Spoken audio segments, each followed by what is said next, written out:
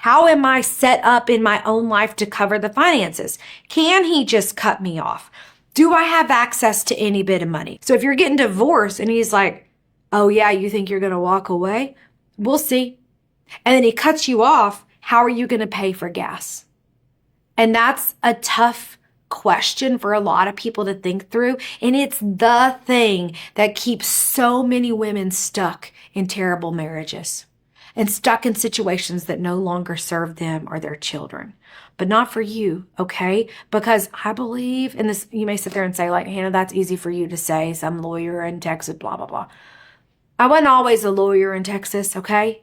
And when I was getting divorced, I was in law school, but I'm from East Texas. My parents didn't go to college. We've had to figure it out. And so for you, look, we're women. We figure stuff out. Everything is figure outable. So just get really clear on the other aspect of finances and how are you going to make ends meet if the worst thing happens.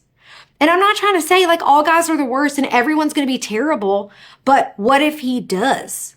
We're not going to hope it doesn't go that way and risk our entire ability to live our life on a hope that he turns out okay. So just thinking it through and getting clear on the plan will set you up to like, hey, maybe I need to wait a few more weeks until I can get a loan from my parents, or my bonus comes in at work, or do I need to figure out how to get a loan from my 401k? Do I need to sell some of my purses on Facebook Marketplace to fund this whole thing, right? You can make a plan if you know what's in front of you, but if you're only focused on how do I get the money for a lawyer, you may miss the most important financial questions that you need to take care of before you ever file the papers.